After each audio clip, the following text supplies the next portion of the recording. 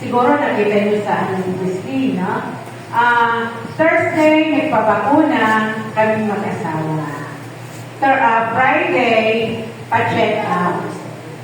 Ngayon, after 10 months ng pagka-opera sa akin, ay tinawagan kami ng doktor na kinakailangan magpa-check out.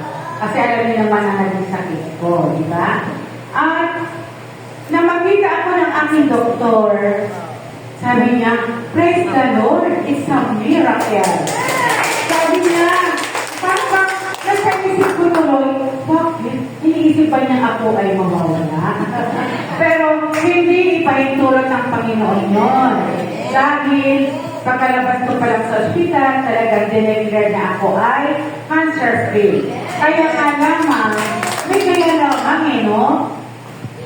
Yun yung aking inaano. Kaya lamang, sabi ng doktor, to be sure na talagang ganyan-ganyan. Sabi ko nga sa sarili ko, cancer-free na nga ako, kinakailangan pang ganon. Pero kinakailangan sumunod tayo sa doktor.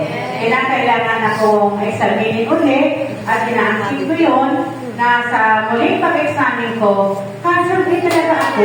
Wala na duga-duga. Diba? Kaya lang, kailangan sumunod sa doktor. Diba? Dahil sila ay ginamit na instrumento ng Panginoon para tayo ay mapagaling. Kaya kung sino man ang may sakit, huwag kayong mahahiyang magpa-doktor. Diba? Dahil instrumento sila ng ating Panginoon. Sila ay ginagamit namin. Pwede ba ako magkwento ng konti? Sige. Kasi nakalimutan ko itong ikwento noon. Nung ako ay nasa ospital, alam niyo ba na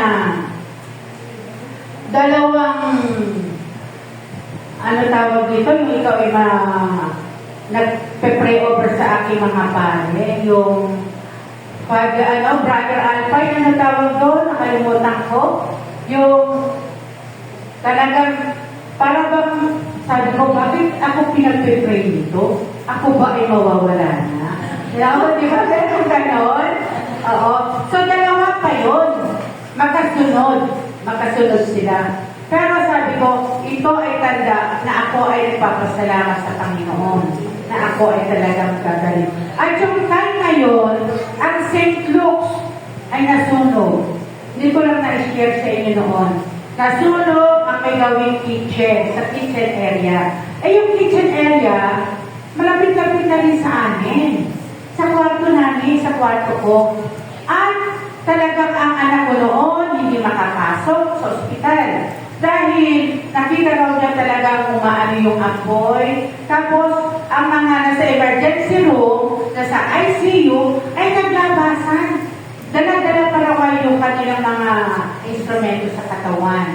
Sabi ko, samantalang ako nandito, pinagpe-pray ako ng mga pare. No? At dumating yung doktor ko, ako'y pinwentuhan pa. Huwag kang mag-alala, wala yan, malayo yan sa kwarto mo.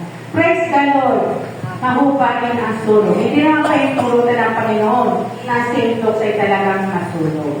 Para sa school namin yun, pagsubok lang yun. No? Pero ang mga pagsubok, ito ay ating napagsasalutan.